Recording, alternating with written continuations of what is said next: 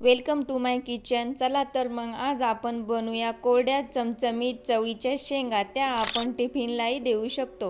Let's go. त्यासाठी लागणारे साहित्य: कट केलेल्या चवळीच्या शेंगा, मीडियम साईजचा टोमॅटो कट केलेला, एक मीडियम साईजचा कांदा कट केलेला, 1 चम्मच धनिया पावडर, अर्धा चम्मच लाल मिर्च, किचन किंग मसाला, जिरे पावडर आणि चवीनुसार लागणारं मीठ, अर्धी वाटी बारीक केलेले शेंगदाण्याचा कूट, कोथिंबीर, कढीपत्त्याची हिरवी मिर्च आणि लसूण. हिरवी मिर्च आणि लसूण आपण बारीक करून घेऊया.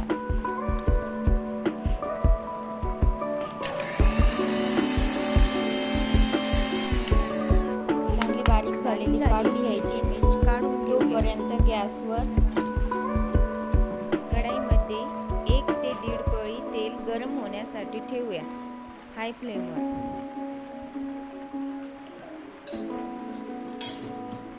तेल गरम झाल्यावर त्यामध्ये आपण अर्धा चम्मच मोहरी ॲड करायची.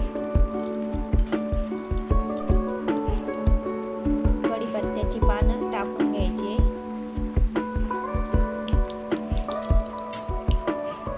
त्यानंतर आपण कट केलेला कांदा टाकून घ्यायचा आहे. सगळं मिक्स करून घ्यायचं व्यवस्थित.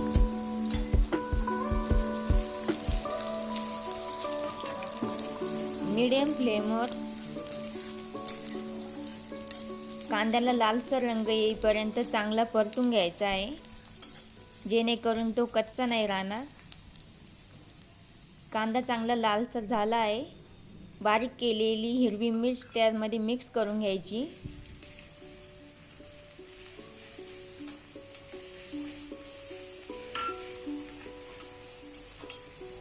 सगळं व्यवस्थित मिक्स करून झालंय. आता आपण त्यामध्ये काढलेले मसाले मिक्स करूया.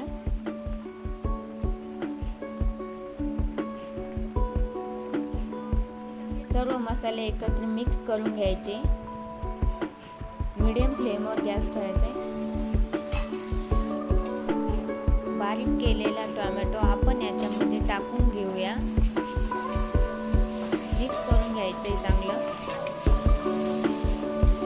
टोमॅटोमुळे आता मिश्रणाला पाणी सुटायला लागलेलं आहे. 2-3 मिनिटं टोमॅटोला चांगलं परतून घेऊया, जेणेकरून टोमॅटो नरम होईल. मीडियम गॅसवर हलवत राहायचे.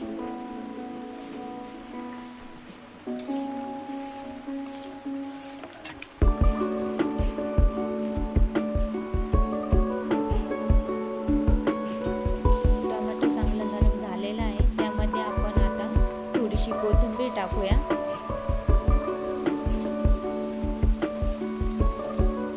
कोथिंबीर टाकून चांगली मिक्स करून घ्यायचे आहे. कोथिंबीर तेलात टाकल्यामुळे चांगली टेस्ट येते आणि आपण नंतरही वरून कोथिंबीर टाकू शकता, जेणेकरून चांगली लागेल.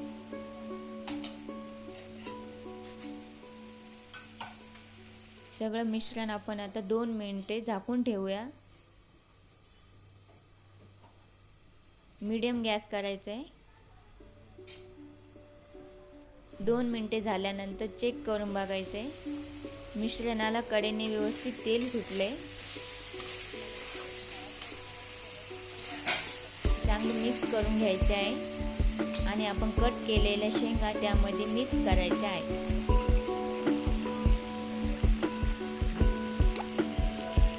व्यवस्थित मिक्स करून घ्यायचे आहे, जेणेकरून सगळ्या शेंगांना मसाला लागेल.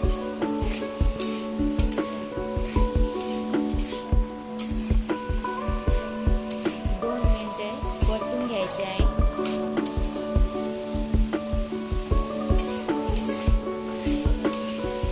त्यामुळे सगळ्या शेंगांना मसाला लागेल.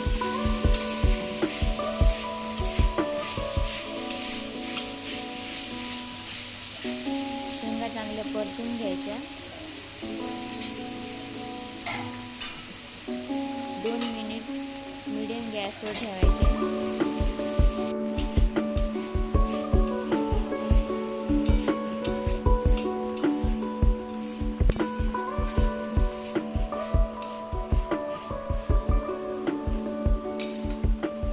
शेंगा परतून झाल्यावर आता आपण त्यामध्ये पाणी ॲड करायचे.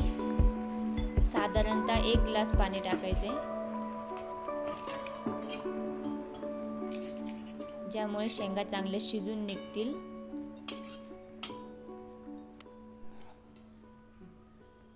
त्यावर आता मीडियम गॅस करून झाकण ठेवायचे, ज्यामुळे आपल्या शेंगा आता शिजून मस्तपैकी नरम होतील। 10-15 मिनिटांनंतर आपल्या शेंगा चांगल्या शिजून झालेल्या आहेत।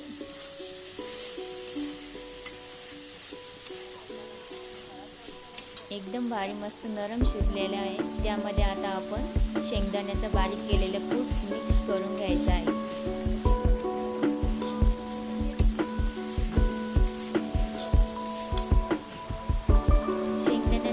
टाकल्यावर 2-3 मिनिटे चांगला परतून घ्यायचं, जेणेकरून तो कच्चा नाही राहणार। आणि थोडीशी कोथिंबीर ॲड करायची, त्यामुळे चांगली चव येईल।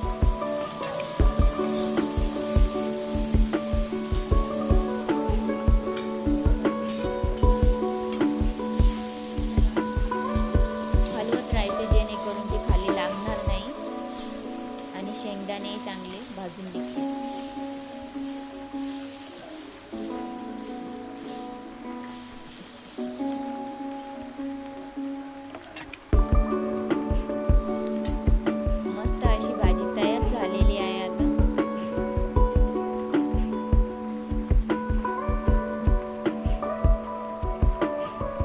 गॅस करून थोडा वेळ राहू द्यायची, ज्यामुळे ते शेंगदाणे आणि ते चांगले मिक्स होते।